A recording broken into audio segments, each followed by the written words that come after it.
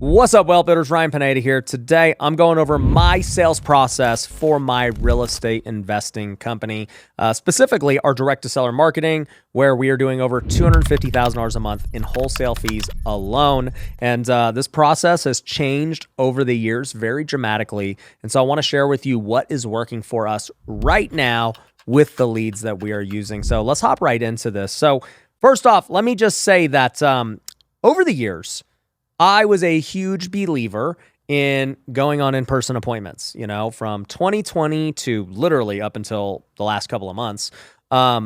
We always had the setter closer model. And so basically how it would work is, we would get a lead, through any of our marketing channels. Back in the day, for all these years, it was TV commercials. And so, somebody would call in from TV or submit their information online. And one of my inside sales agents, ISAs, would call them immediately within 5 minutes, right? That's the goal. And, we would talk to them, get some information, find out their motivation, try and see what kind of price they're looking for. And then from there, we would set an appointment. And, we try to set an appointment same day if possible, the next day if we can't. And that was the mission, right? So the ISA sets an appointment. The OSA, which is the outside sales agent, then goes on the appointment. And it's the OSA's job to then try and lock up the deal, negotiate with the seller, get them to sign it right then and there, and, do the deal. And that's what we did for literally years. And it was very successful. We made millions of dollars doing it. And that was the business model we ran. Well, recently, that has changed dramatically for a number of reasons, okay? The first reason is we have changed our lead source. And so this is actually step one of the training I want you guys to be aware of, and that is to understand your lead source. So, there's lots of ways to generate leads, okay? You can cold call, TV commercials, PPC, Facebook ads, all these different things, direct mail, and they all have different types of motivation. So what we found was on TV commercials or even cold calls, these people weren't like talking to as many people. Okay. So somebody would call in from a TV commercial and, it's not like they've been online searching, trying to go sell their home. They just saw the TV commercial. We're very likely the only people they have called. And, we have time. So we can go on an appointment, set it up and make things happen. So I would say it was very good when we were doing that. The problem is when you switch lead sources to something like, for us, we use Facebook ads as our predominant lead source, or even PPC. We're not the only people they're talking to. That just is what it is, right? People are either seeing my Facebook ad, and so they're submitting. But guess what? Because they did that, Facebook might serve them another ad from a competitor, or they are actively searching, and that's why they got dished the Facebook ad anyways, right? So now they've been on Google, they've been thinking about selling their home, they're looking for cash offers, and so maybe they've submitted to somebody like Open Door or OfferPad or any of these companies already. And so long story short, the thing is they're super highly motivated, they're clearly looking to sell their home, but they're already talking to other people, or maybe we're the first of people that they will eventually talk to if we don't get a deal right here and now. And so understanding your lead source matters, because cold calling, in my opinion, doesn't have this problem as much. Direct mail doesn't have this problem as much. TV doesn't have this problem as much, but PPC and social media ads do. And, it basically comes down to like, they're pros and cons, right? For PPC and Facebook ads, they're highly motivated. They're ready to go. Clearly, they're submitting the stuff. But on the other hand, that means that they're ready to go. So if you don't call them and you don't give them what they want fast, they're going to go with somebody else. And so first off, understanding your lead source matters and how quickly they're trying to move. So in this case, they're trying to move really quick. In the case of a cold call, they're not trying to move quick, right? You called them out of the blue. They weren't thinking about selling their home. Most likely, when you get a cold call lead, it's going to be a follow-up process to get this deal to go through. What we have found with our Facebook leads is, dude, like in most cases, we're getting them in a lot of one-call closes or, within the first week. Like it's happening really fast. The conversion cycle is so quick relative to the other lead sources we've done in the past. And it's amazing, but it forced us to change the way we operate. And so now we are going immediately into discovery mode the moment they call in. Like the moment, or I should say they submit their form and we call them, we're like already in discovery mode, trying to figure out what you want, what's the price, how quickly you're going to move. And if we can get it for the price, we're trying to lock it up right then and there on the phone, like very quickly, within minutes. It's crazy to think about because this is so different than how I've done it in the past where we would spend 20 minutes like talking to them, getting to know them and, going through all the emotional things. And, then we go on an appointment and we spend an hour with them. No, like that doesn't, we're not doing that anymore. And it's working better because I think it just with the lead type. And I also think that sellers are like more tuned to just getting an offer now. I think this idea of like speed and pace and, like what Open Door's done for the marketplace where people know, and Zillow too, where they know they can just get an offer on their home right here and now. Like that is actually their expectation when they submit to us through these Facebook ads. And so when we don't give them what they want, we're like, oh, well, maybe we'll see you in 2 days or tomorrow or whatever the case is. They're not getting what they want. And so for us, we are now going all in on just giving them what they want immediately. So we're trying to lock it up right there on the phone. We are trying to get a price out of them. And, if the price works, great. We want to lock it up. Now, here's the thing, okay? A lot of times when you're locking up a deal over the phone, my advice is this, and I tell my team this, it's just lock it up. That's like our motto. Just lock it up. Get the deal, right? Get the deal and figure out the rest later. Too many times people are gun shy, especially newer investors, about getting a property under contract. They're like, well, what if I can't sell it? What if I lock it up too high? Well, there's something called due diligence in your contract for a reason. You can back out. You can renegotiate, but you don't have anything unless you lock it up. And so for us, that actually happened to us on these leads where we would wait because we set an appointment and then like literally the next day we had an appointment. They're like, oh no, we already signed a contract with somebody. And we're like, wow, I can't believe that happened. And then it happened again. I'm like, all right, I'm tired of this. Lock it up. And then, we'll go and check out the property. And honestly, when you think about it, it's what Open Door and these guys have been doing for years, right? They give them an instant offer. The person likes the offer. They sign the contract and then they go out, they inspect the property, they do their thing. And then, the price might change. The price might not. They might back out. They might renegotiate. Then like the real deal is going to happen. But like most people know that. Then they know that going into it with Open Door and whatever else. And, for years we tried to combat that by saying, oh, well, yeah, their price is going to change. Their price is going to change. So, use our price because we're here right now. We can guarantee this price. The problem is people still like, if they're offered this higher price, they want to see, they don't want to leave money on the table. And so, instead of trying to combat that, especially when we're in this online world where people want to make a decision quicker, like everything is condensing time-wise, why not just embrace it and, just start getting into contract and starting that process just like they do and everything else. And, the other thing I'll say with like investors overall, especially newer ones, is that, people back out of deals all the time. Like when I flip properties, how many properties people have canceled, because of cold feet, because they don't want to do it, because of an inspection, whatever, right? People always back out of deals. So it's just part of real estate investing. So you got to get over this fear of like, oh, I mean, if I back out of a deal, like what's going to happen? Well, nothing's going to happen. You're just going to get your EMD back. What's it going to do for my reputation? Nothing's going to happen. Like I've done this for a long, long time. I've done lots of deals.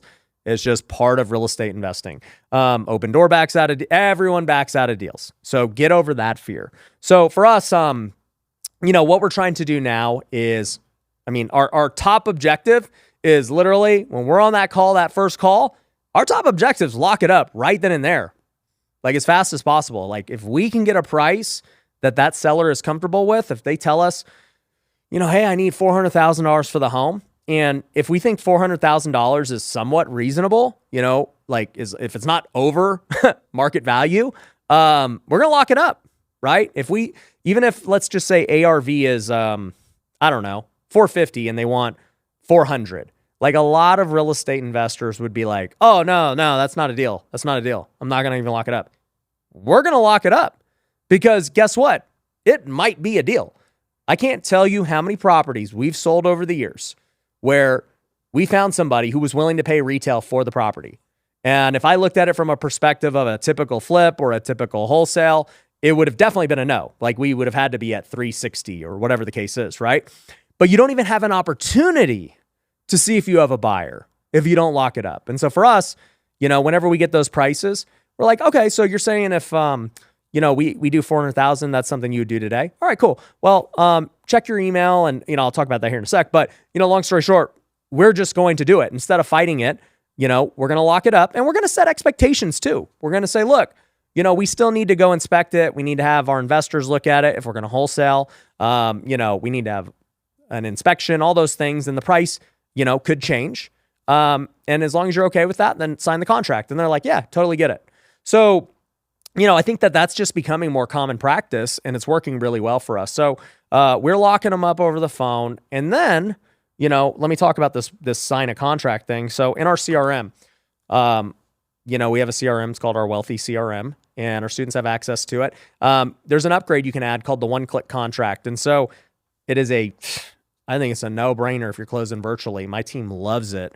But basically, in less than 60 seconds, you can create a contract in the CRM for the property, and it will automatically email them right then and there. And so what we do is, if they're on the phone with them, let's just role play here.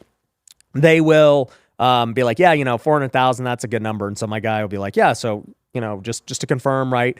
Like you're good with 400,000 if, we're able to pay that price. And while he's talking to them, he's filling out this one-click contract. And so all he's got to really put into it is the price, the due diligence, the earnest money, just those little terms, because we already have the seller's name, we already have the property address, all that stuff in the CRM.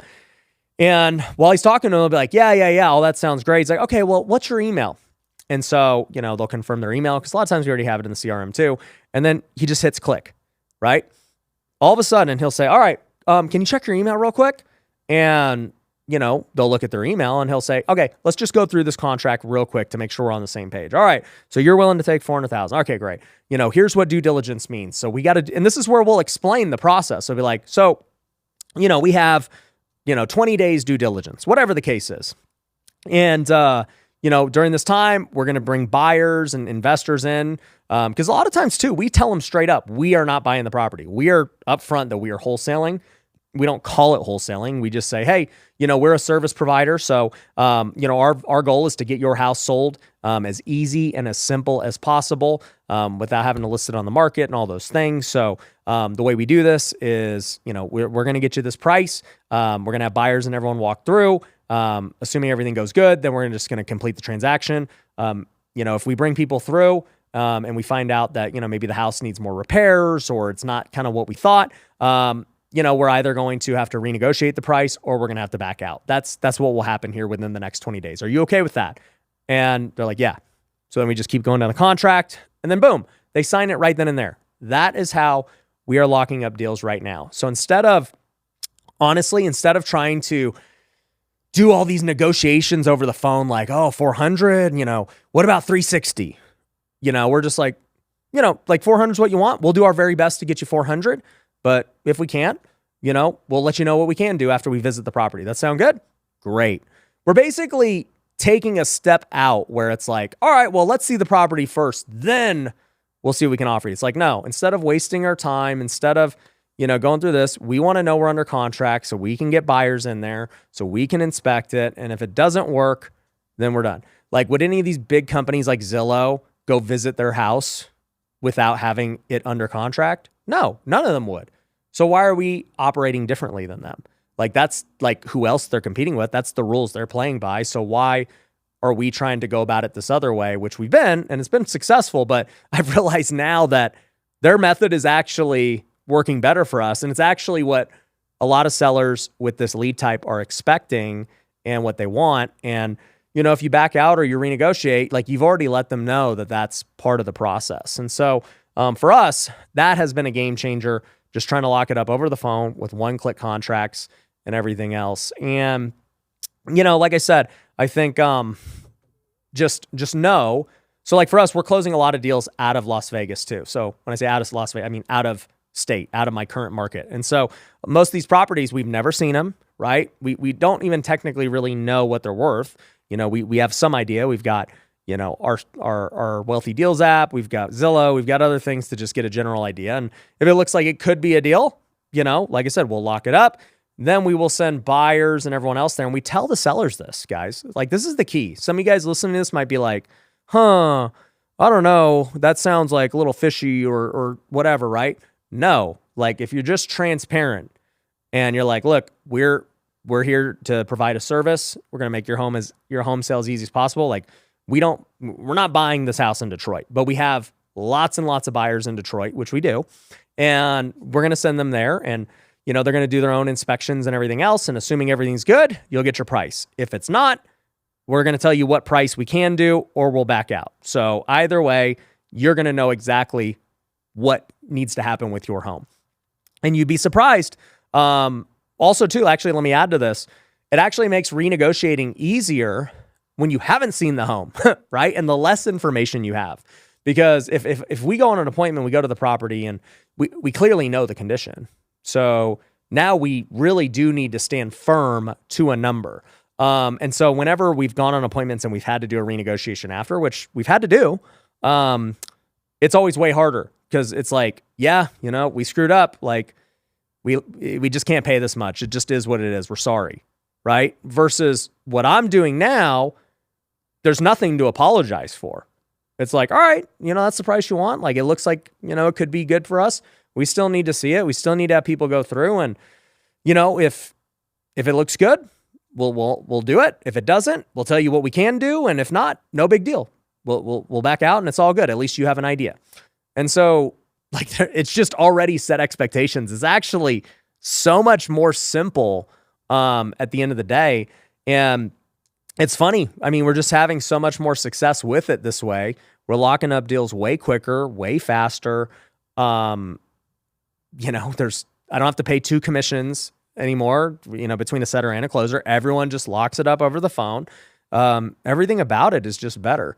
And I can tell you this works in most markets. Now, I would say, if you're in a really expensive Class A market, you probably need to go on appointments. But, Vegas is I would say Vegas is Class A. It's not, everything's $1 million, but we lock a Vegas deals up every single day, $500,000 homes plus over the phone. So, it's working great for us. So yeah, I think for some of you who are maybe have heard me in the past say like, I'm a huge proponent of in-person. I have been for all these years, but that's what business is. You got to constantly adapt. And I think that instead of fighting market trends, right? The market trend is people are wanting things right now. Embrace it. Give them what they want. They want an offer. Instead of playing games, hiding it. Cardone, I did a podcast with Cardone here. He calls it hiding the weenie. Instead of, trying to hide the weenie and the price and go through all these mind games, like being just ultra transparent and to the point is actually super refreshing for people. And it's working really good for us where it's just like, all right, so like, how much do you want for the home? Oh, you want? You don't know what you want? I mean, like, and then, we'll try to get the price out of them a couple of different ways. But if we can't, it's like, we'll just throw a price out there. We'll just look at it and be like, well, it looks like this house sold for, $350,000. Is that something you were thinking? No? All right. Well, what is it you want? If 350 is not the number, okay, 370, 380. All right. Well, are you saying if I give you 370 right now, you would do a deal? You would? Okay. And then, we're typing up that one-click contract. Another thing that we're doing too, let me add to this, is, we're just kind of going for novations and creative finance off the bat too. So, and this is really only if there's a big bidding war. So if there's a huge bidding war, what we'll do is like, they're like, oh, well, I'm shopping bids and, I've got this guy at 350, this guy at 355 and blah, blah, blah. For us, yeah, we could play the game and just say, okay, we'll top it. We'll beat it by $1,000. Let's do it. And then, from there, we're going to go on to the house and maybe we could sell it for that price. Maybe we can't. Maybe we got to renegotiate or back out. It is what it is. That's what most investors would do. But like another tactic we've been using recently is just kind of blowing it out of the water. So we'll go to them and we'll say, hey, look, I know these guys are at 355. If I can get you like 370, would that excite you? Would that be something you'd be interested in? They're like, well, yeah, of course. It's like, all right, well, it seems like to me you don't need to sell tomorrow, right? If you gave me 90 days, I could get you 370. Is that something you'd be interested in? And they're like, yes. Well, at that point, we're going to go pitch a novation, which is basically like a net listing. And we know that basically at that number, we can do a novation because we're going to get a retail buyer at that point. Maybe we know we can go try and sell it for, 410, whatever the case is, right? And we'll just go that route from the jump and be like, look, you know what? Time's not your problem. This is a beautiful home. How about we get you 370 and, we just need to market it to the buyers or to the masses and get a retail buyer. But we know we can do that because your home's great. We'll still handle all the repairs. We'll pay all the fees. It'll be super simple. You don't have to deal with any of that stuff. But we'll get you that 370. And we're actually having a lot of success just destroying the offers with that. So, those are a lot of things we're doing. And our clients at Lead Kitchen are having a lot of success with it too, because they're using the same exact leads that I'm using. So, for anybody who's interested, you can go to leadkitchen.com. Literally, we're running my Facebook ads in your market for you. And, are people who are doing this sales process that I'm telling you about are having a lot of success. And let me just add a disclaimer to all this, right?